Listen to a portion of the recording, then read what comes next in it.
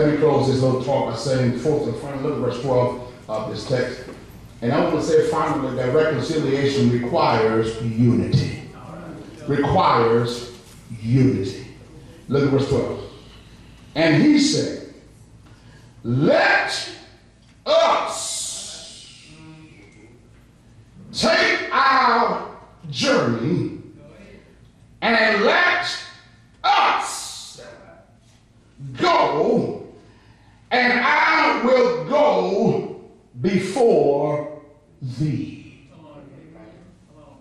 After an expression of humility, after an expression of grace, after an expression of surrendering, here now is the result that two brothers who were separated by the evil act of one have come together now, and they're going to walk together. My brothers and sisters, may I impress upon you today that the act of reconciliation ought to be more than words. I did begin this sermon by saying that some folk don't want to hardly use the words "I'm sorry," but it ought to be more than words, because they can say "I'm sorry" all day long and really don't mean it.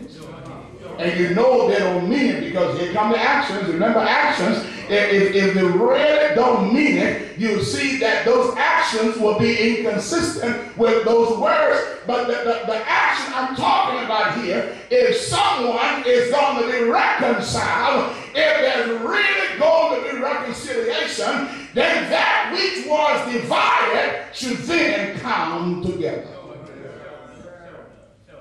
and begin to walk together. Because by doing so, you are expressing to those who are watching that you have laid aside your differences.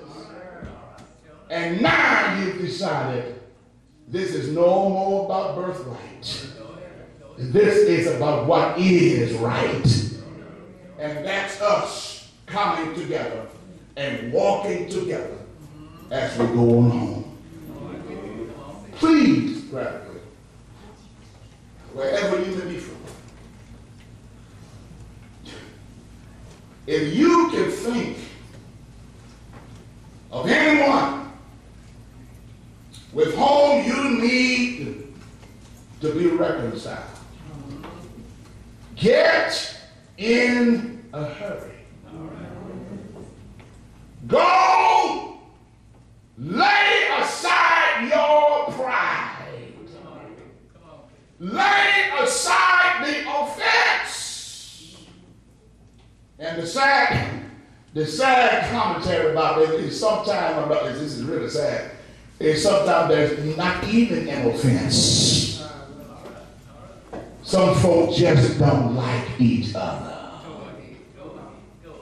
And it happens within the community of faith. A community that says it represents Jesus.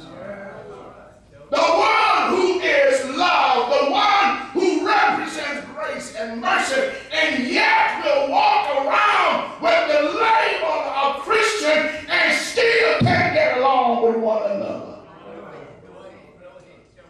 What a sad commentary. And then when the day comes, when they really want to say, I'm sorry, time has caught up with them. Their mouths cannot be open.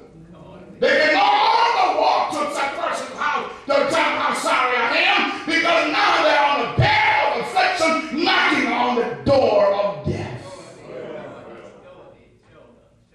And live the rest of their lives saying, if I had only.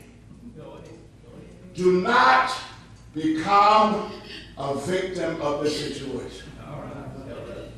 If you know that you are a Jacob or you are an Esau, whether you have offended or you have been offended, if there was ever a day of reconciliation, it is now.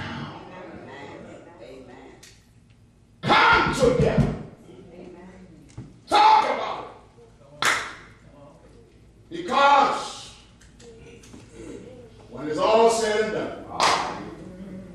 when we've been up here and sung hymns and preached sermons and prayed and hollered and jumped and shouted and all that, when it's all said and done, my brothers and sisters, we're still going to have to stand before that great white throne. Yeah. And tell God why we kept the kind of negative feelings we had towards somebody. Makes no sense. Maybe I'm too young or naive to understand it. Or maybe my view is too utopian. Make no sense to go around in life mad at folk. And don't even know why you're mad. That stuff just makes me sick. And God does not talk about I'm a child of God. All right, all right. When God himself has said, I'll forgive you if you forgive those who offended you. Don't come to me with your religiosity. Don't come to me with your piety until you can look at your brother or sister in the face and say, I forgive you. All right. That's all right. Then you can come and tell me just who you think you are. Reconcile. Reconcile. Reconcile. It's not worth you going through the rest of your life carrying that burden with you. If Esau, who lost one of the most valuable things he had in Jewish custom, your birthright was very important.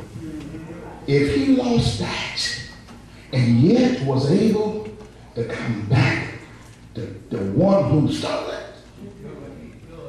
help him, kiss him, cry with him.